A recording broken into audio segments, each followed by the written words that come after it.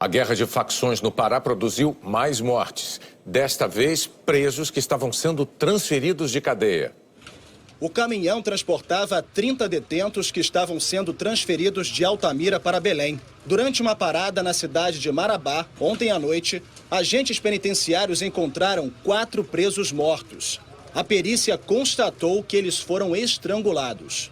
E na consulta junto ao CPC Renato Chaves, acompanhado por peritos e médico legista, constatou-se que houve asfixia mecânica por estrangulamento.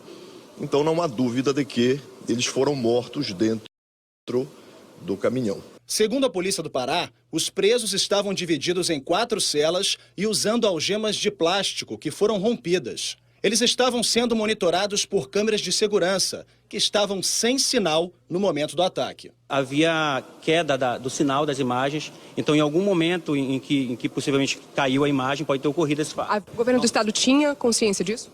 Na verdade, a câmera está funcionando, não é que ela não esteja funcionando. Mas que haveria falhas de sinal durante o caminho no percorrer? Não, na verdade, depende da estrada. Ela funciona normalmente, funcionou de Altamira normal, só que nesse trecho, entre repartimento e Marabá, ela tinha essa interseção. De acordo com a Secretaria de Segurança Pública do Pará, não é permitida a presença de agentes entre os presos.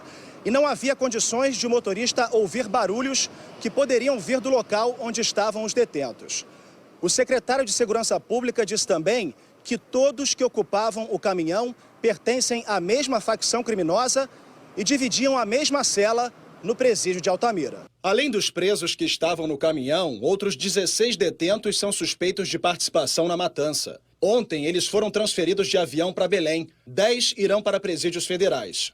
Esta tarde, 40 agentes da Força Tarefa de Intervenção Penitenciária do governo federal desembarcaram na capital paraense. Eles vão ajudar a reforçar a vigilância nas casas penais do estado. A Superintendência do Sistema Penitenciário informou que vai esvaziar 2 presídios na região metropolitana de Belém. 866 presos serão removidos. O destino não foi divulgado. A medida, segundo a SUSIP, é para tentar evitar uma possível retaliação da facção criminosa que foi atacada na prisão de Altamira. O ministro da Justiça e Segurança Pública, Sérgio Moro, disse que não havia informações que pudessem prevenir o massacre. Não havia informação de inteligência antes do governo federal e que nós temos presente também não tinha do governo estadual. Deixa acontecer o fato, nós cedemos vagas, né, novas vagas para os presídios federais.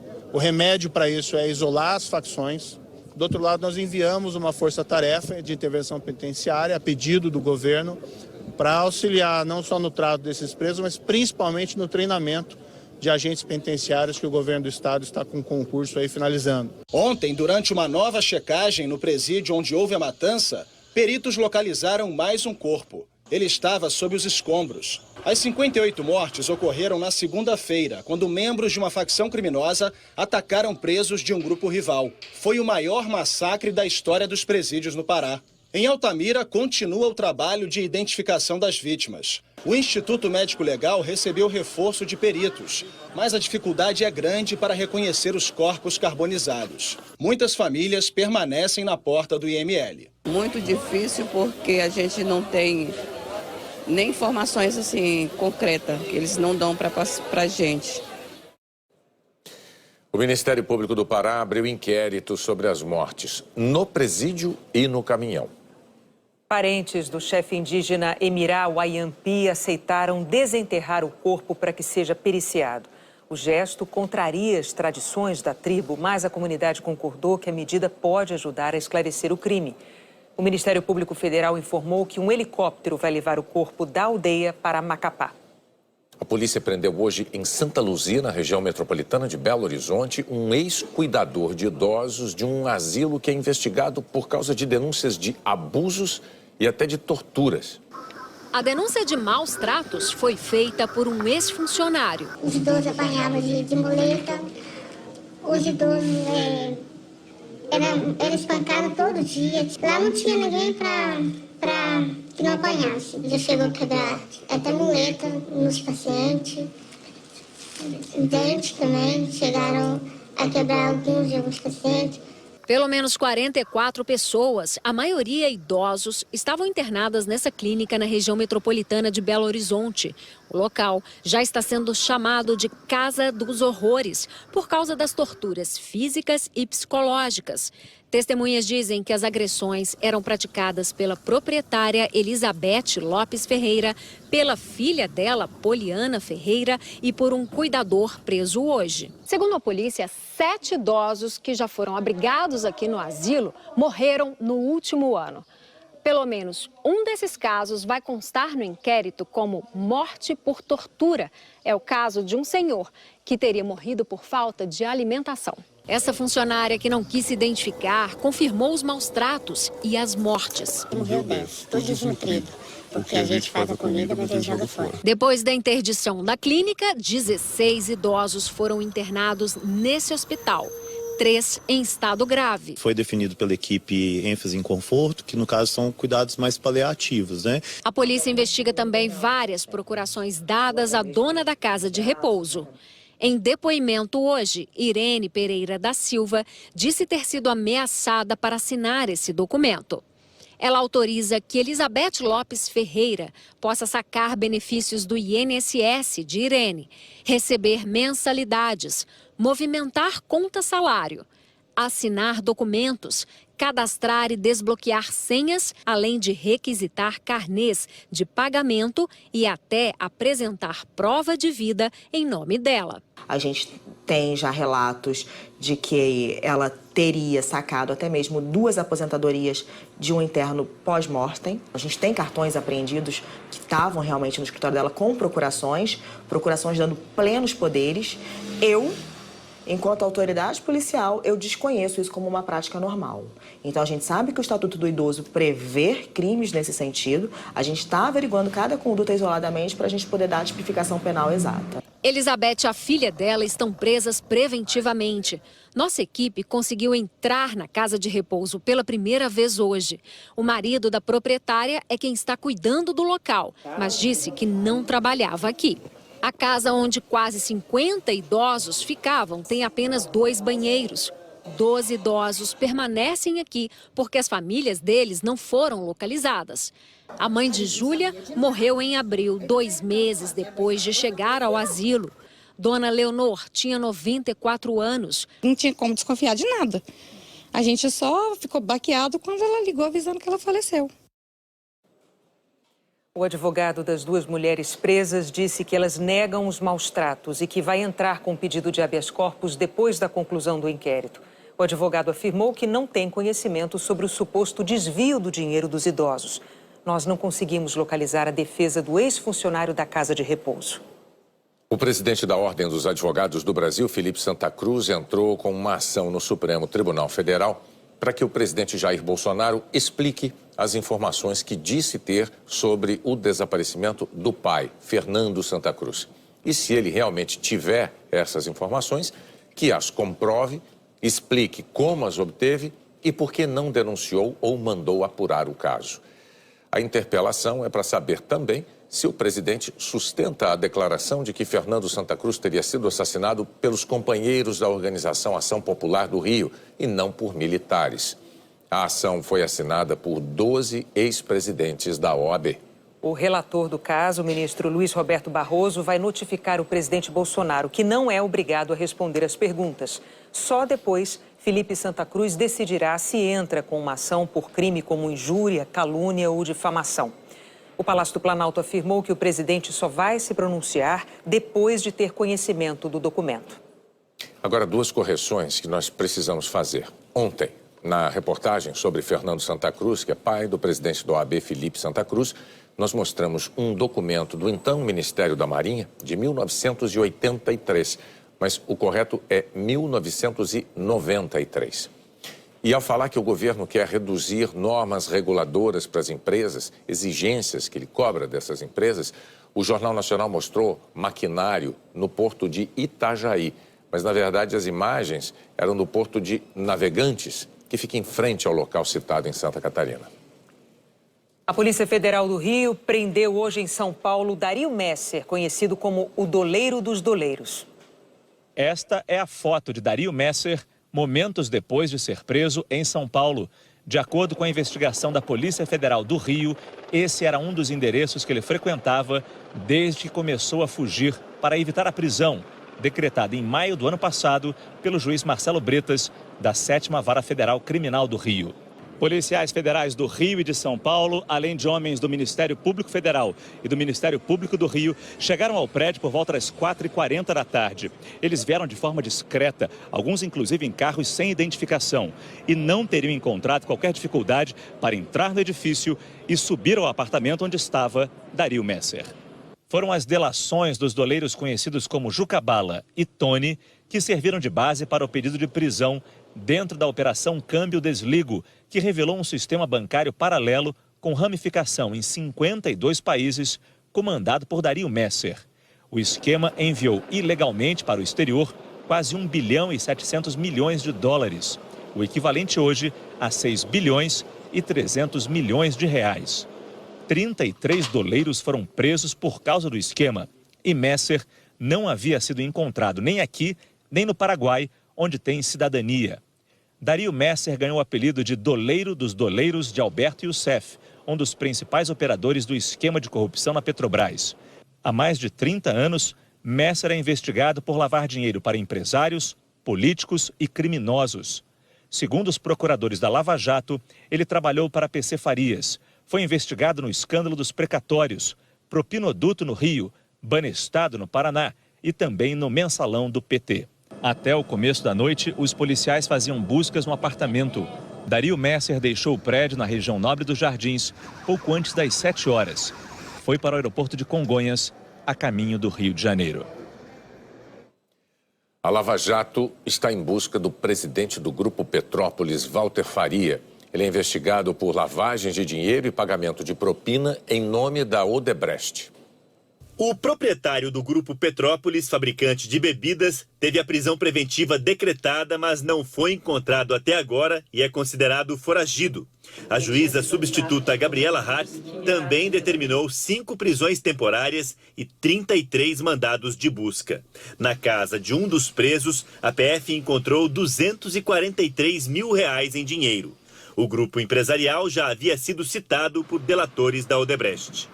De acordo com as investigações, a Odebrecht usou o Grupo Petrópolis para o pagamento de propina disfarçada de doação eleitoral legal. De 2008 a 2014, foram doados 121 milhões de reais. Os procuradores da Lava Jato afirmam que, em contrapartida, a Odebrecht cobrava pelas ampliações de fábricas do grupo um valor abaixo do mercado. Nesse contexto, as investigações apontam que o Grupo Petrópolis agiu como um verdadeiro banco de propina da Odebrecht. Os investigadores também afirmam que Walter Faria intermediou o pagamento de 3 milhões de dólares em propinas ao MDB relacionado aos contratos de 2 navios sonda da Petrobras. Os procuradores explicaram por que o caso está na Justiça Comum e não na eleitoral. Foi uma doação eleitoral formalmente legal, não foi caixa 2. Então, os casos que estão indo para a Justiça Eleitoral, eles envolvem alguma omissão na prestação de contas de campanha. Aqui não houve nenhuma omissão. A assessoria do Grupo Petrópolis, que também responde por Walter Faria, informou que os executivos já prestaram todos os esclarecimentos sobre o assunto e que continua à disposição das autoridades. A Odebrecht disse que colabora para esclarecer os fatos relatados por seus ex-executivos. O MDB não quis se manifestar.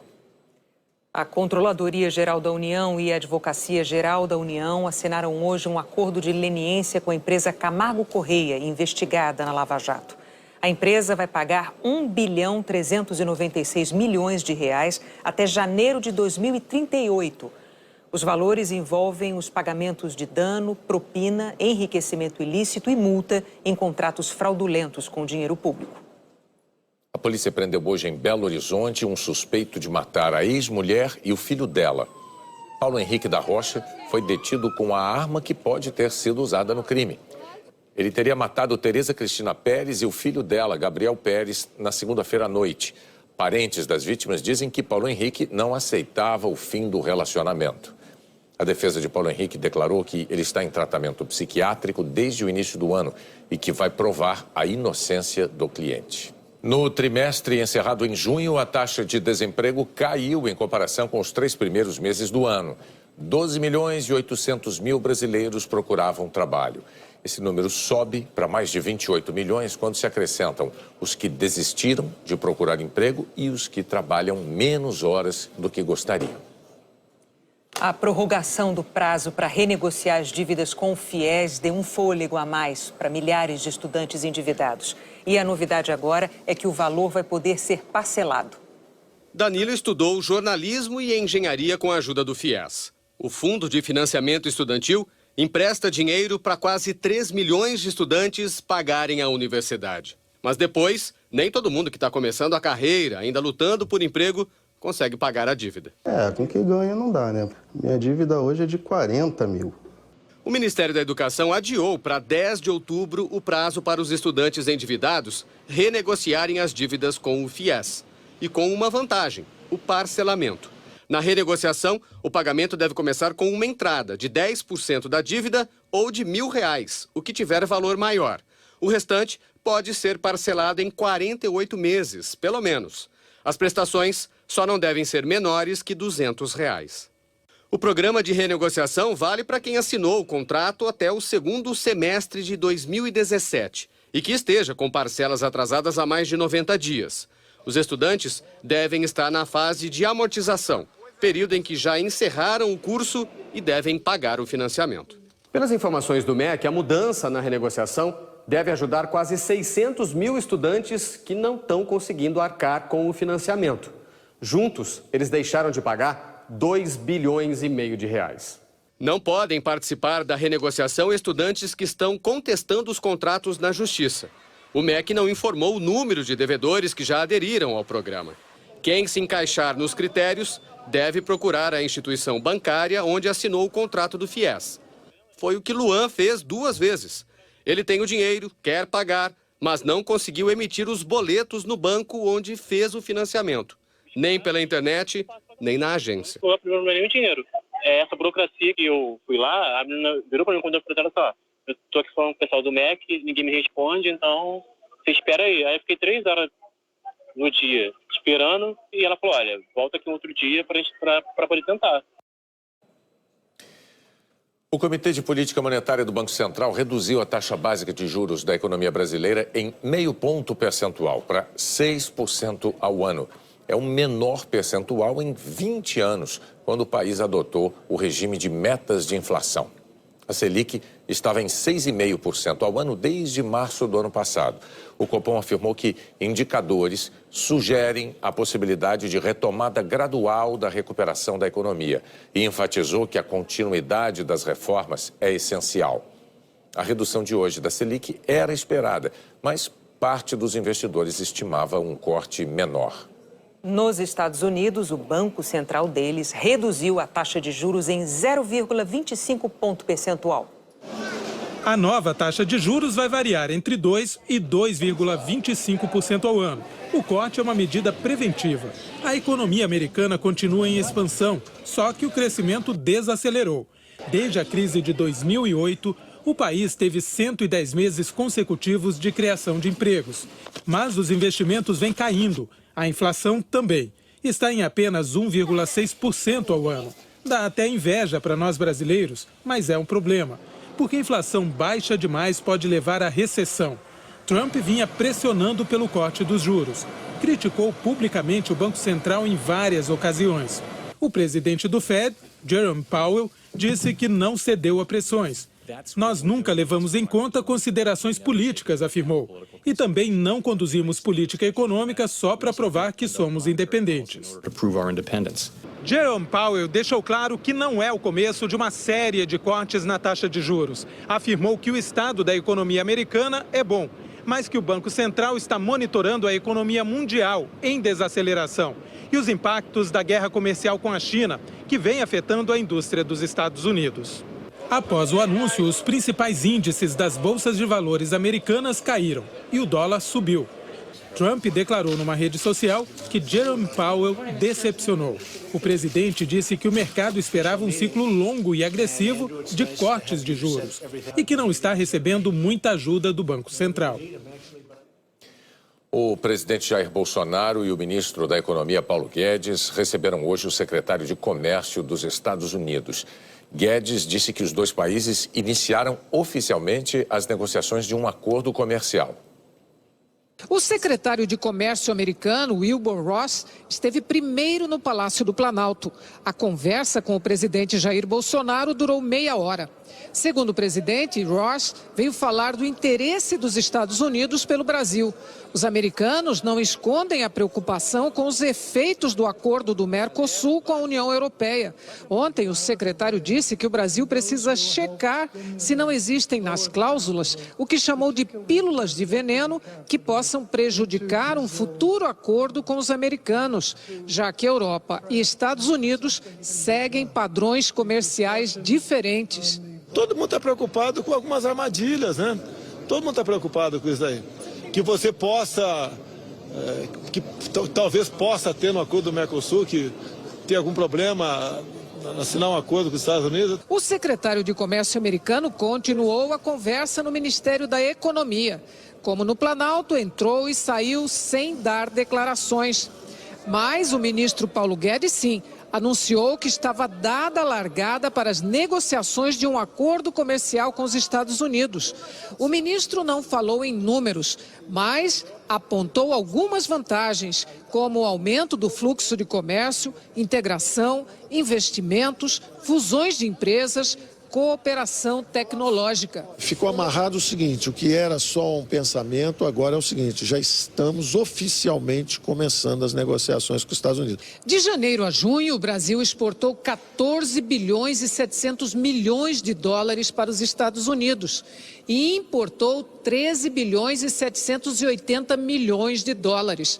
O saldo da balança comercial ficou positivo para o Brasil no primeiro semestre do ano. A equipe econômica avalia que depois do acordo histórico do Mercosul com a União Europeia, o Brasil se cacifou para dar voos mais altos. Daí o interesse dos Estados Unidos em acertar a relação comercial com o Brasil. Hora da previsão do tempo, vamos conversar com a Eliana Marques. Oi, Eliana, boa noite. Agosto praticamente já chegou, o que a gente pode esperar? Boa noite. Olha, agosto começa com risco de temporal, com raios, ventania e até granizo na fronteira com o Uruguai. Chuva forte também pode atingir outras regiões do Rio Grande do Sul. Na fronteira vai esfriar. Nas outras regiões gaúchas ainda fica quente à tarde. Uma frente fria poderosa vai trazer a chuva e depois que ela passar, chega o ar frio.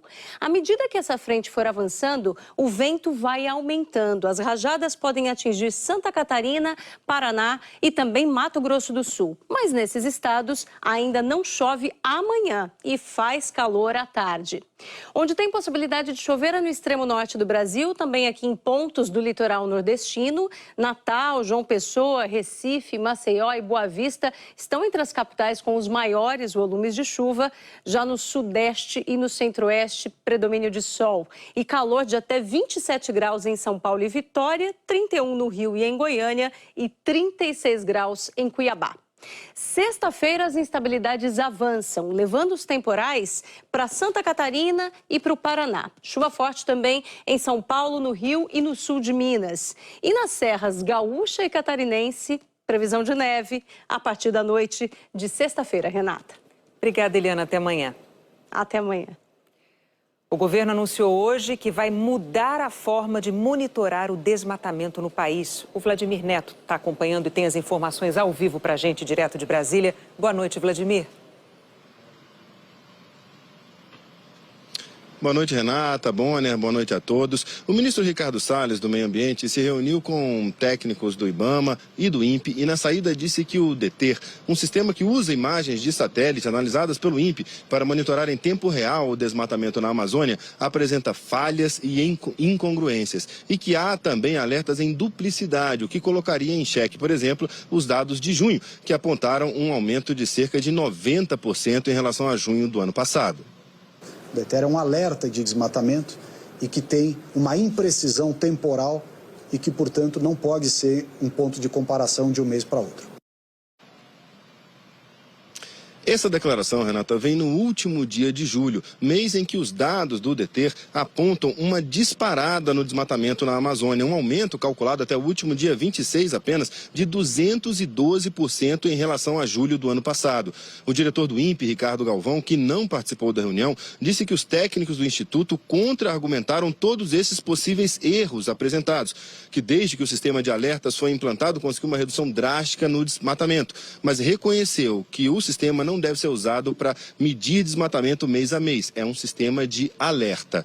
Especialistas em monitoramento de florestas rebateram o ministro do Meio Ambiente. Tasso Azevedo, do MAP Biomas, por exemplo, disse que os alertas do DETER servem para indicar uma tendência de desmatamento. São um indicador e acertam em mais de 90% das vezes. E que essa tendência, apontada com base no DETER, sempre é confirmada depois por análises mais precisas. Renata. Obrigada, Vladimir Neto, pelas suas informações. A seguir, o único brasileiro na lista de candidatos ao prêmio de melhor do mundo da FIFA. Entre os homens, Cristiano Ronaldo e Lionel Messi estão de novo entre os 10 finalistas. O único brasileiro é o Tite, concorrendo ao prêmio de melhor treinador. A Marta, a melhor jogadora do mundo no ano passado, não foi indicada. O ginasta Francisco Barreto conquistou a terceira medalha de ouro nesta edição dos Jogos Pan-Americanos. Ele já tinha sido campeão no cavalo com alças e na disputa por equipes. Hoje foi ouro na barra fixa. Na mesma prova, Arthur Nori foi medalha de prata. A gente entrou para fazer a nossa parte, o melhor que a gente pudesse fazer e, graças a Deus, o resultado veio. Caio Souza ficou em segundo lugar nas barras paralelas. E Flávia Saraiva levou o bronze no solo.